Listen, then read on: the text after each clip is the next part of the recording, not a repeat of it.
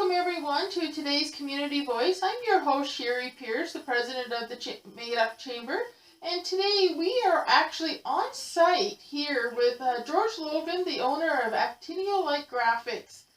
And today I would like to have a discussion with George in regards to advertising in the graphic design world and what is happening in today's world and the business world as it has changed. So George, actually, maybe you can start off by telling us a little bit about yourself and your business and how long you've been in business and what you do, and then then maybe we can have a conversation about the changing business world and how is the graphic arts working in the new changing world. Okay. First off, I've been operating this business. It will be 32 years this summer. I do primarily print work, conventional printing, business cards, stationery, carbonless forms, everything a small business would need. And I also provide a variety of services for the community, like obviously the fax machine behind us. One of the few people who still offer this service. And I will print out things for people from their cell phone, that sort of thing. Wow. For those people, sort of in that technology gap. Yes, you have a cell phone that does all these wonderful things, but it won't print any. You can't print anything with it. So all you have to do is, talk to me, and I'll make it happen for you. There you go. Excellent.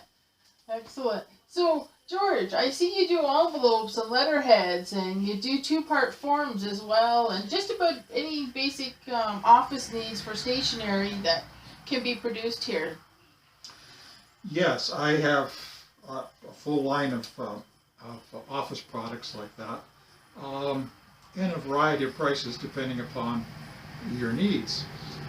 For example, something like business cards, I offer 3 or 4 different grades of those or varieties. For those people who want something fast and immediate, I can produce laser or digital cards on my digital press that's behind you there.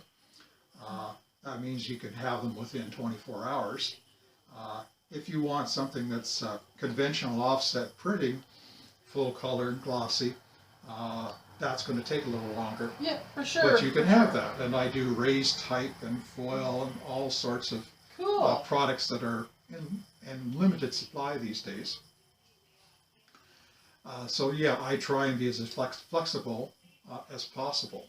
Well, that's great because our small towns and the rural areas certainly need that flexibility, especially nowadays with the home-based businesses that we have in our communities. So that brings me to the question, George, the graphic design world has changed so much because we have so many people now working from home. How is this affecting you? Are you finding you get more business or less business, or how is that working out? Actually, it has worked to my advantage. The phenomenon of home-based businesses is just has exploded, and particularly in our area here in Center Hastings and beyond, there are a great number of home-based businesses. That there is. There certainly is. Yeah, and it went from when I started this business, it was a curiosity, nobody did that, to now everybody's doing it. And so I'm able to connect with these people and provide them with the basic startup materials they need for their small business. Great. And help them with getting started. And I provide, advice and tips for them too. Excellent. Connections with the local chambers of commerce and municipalities and various government organizations to get them started. That's excellent. Excellent. So I have to ask this question. Is there any common myths about graphic design? you know, like out there that might be something that needs to be, you know, brought up, but you know, something that is, how do I say, what's an old tale of graphic designs, right? Being a graphic designer and, you know, making making designs can be challenging, but yet it can be rewarding. Ah, yeah, you got me there. You finally floored me. Um, uh, yeah, there are a lot of misconceptions. I'll put it that way. That's a good way of putting it. Maybe maybe common myths was not the right terminology. Misconceptions, yeah. Yeah. The nowadays designers tend to be a jack of all trades, uh, whereas the industry used to be much more specialized than what it is today, uh, which is a bit confusing for the average person who's all of a sudden looking for a specific service and trying to find someone who can do that. I'll give you an example. I have a customer, as a good friend here in Actinolite, who had this idea. Well, she was going to start a craft business, and starting from scratch, she was and she had these the packaging. She needed labels for these things, multiple labels, and of course she needed a logo. And I explained to her, yeah, I don't really do artwork drawings. That's not my thing. If you've got something already, I can enhance it, refine it, improve it. But yeah, I don't. I'm not an illustrator or a fine artist. My skills are more attuned to page layout, set up on a computer. That having been said, that I do put together original designs, cobbled together with clip art and some illustration. Right. But that's not my main focus. There are a number of people out there who are truly gifted artists. And, yes, they are. Yeah, the graphic design world is broken up into many different categories.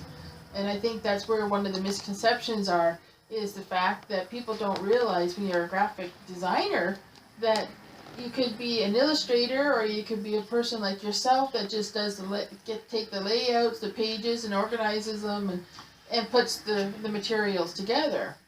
To further that analogy I was making there, the customers. So, confronted with this, she got her son, who's an amateur artist, to make a pencil sketch of this logo that she wanted, and her company name was to be Pixie Dust, Essential Oils. So she wanted, the Woodlands Pixie type, and so he sketched it in pencil, probably an HP pencil or something, and so when I got that, I looked at it, okay, I've got to work on this thing, because if I try and reproduce this thing, it'll disappear, it'll turn into a ghost. So, I did the usual Photoshop operations. I imported the thing. I blew it up several times in size, and I inked in the outline, and carefully erased all the mistakes and broken lines and everything. Generally cleaned the whole thing up. Right. And then shrunk it down to the right size, so this could be used in multiple sizes of labels, for business cards, for anything for the future. It could be sized up and down without any problems. So that's an example. Yeah, I didn't create the original piece of artwork, but I can enhance it and make it work for a print production situation. Great. That's wonderful. So, can you tell me of something that almost nobody would know about being a graphic designer? Ah. Another loaded question for George. Yeah, okay. Yeah, But- right. So the wheel's spinning here. Okay, yeah, I would say to, young people getting started in the industry, uh, especially if you decided to start your own business, you've got the computer and the software and all this, and you're excited about, starting in the industry. And if you're going it alone, you have to realize that your expectations are not likely to pan out for you immediately. You have to bear in mind that the customer who walks into your place, what they want is the priority, not your vision of what kind of business you want to run. Right. That's a pretty fundamental concept, but it takes a lot of people a while to catch on to that. And if you don't, you find your business will fail in 6 months to a year. That's correct. Yes, that's correct. So now you mentioned the word software in the in today's world, business world. There are so many different products out there, software products out there to do graphic arts work with. And there's a lot of these home-based businesses that are starting out or have been existing for a while and that use certain different products, but they're not trained graphic design people. I guess my question is going to be like, what do you think of in this new world of software that's being out there for the graphic designers? What would be a good product that you could recommend for a beginner if they want to learn a little bit about doing some graphic artwork? Okay. Today, most of the professionals working in the graphics field are down to using two large page layout programs that everybody recognizes immediately. The one you're quite familiar with is InDesign. InDesign, yes. That's Adobe products, yes. Yeah, and the other one which I use to this day is an older program, Cork Express, which has been around a long time. Yes, it has. But gets regular reboots and enhancements, and the two, it was designed initially for professionals working in the typesetting industry, and I still love it for the precise control it allows you to do on designing, say, logos and stylized type, and right. yeah, it is very precise. And it's it's software that you can learn fairly easy too. Yeah. And both of these, you basically have to jump in there and use it every day. Yes, to understand it. For a couple of months before it becomes second nature. Yes. It's I won't candy coat this. This is kind of like learning to drive. Yes. The only way you can do it is frequently and often, and and then it becomes second nature. Yes, that's right. But yeah, there is a big initial investment for either of these. Although things have changed now in the sense that the big software dealers now sell you a yearly subscription. Right. Instead of making you buy a software upgrade every other year, which could run you $300 or $400. Exactly. Because there again, these programs to start out from scratch. You're looking at several $100s. Yes, that's true. Yeah, exactly. But it does give you all the basic tools that you need. That's right. And sometimes they have some really good helpful tutorials as well with these softwares and to learn. Now, getting into InDesign, it's a very challenging program. For a beginner, you'll want to be taking some courses and learning the product before you actually start to really jump in and take off with it. And because it is an interesting program to find your way around is the best way to put that. So, but yeah, no. So for home-based businesses, one of the things that I would like to say to our local community is the fact that don't be shy. Actinolite is not that far away. To come out, pay George a visit or give him a call. He's got lots of different types of services here that he can help you with. Right from business cards to letterheads to envelopes, right down to even, like he said, labels and tags. And, if you even need brochures printed, all that good stuff. He can do that for you, as well as build you booklets and pamphlets. Whatever you need, he can do it. And like he said, he's also the only one around, I would say, pretty much with a fax machine.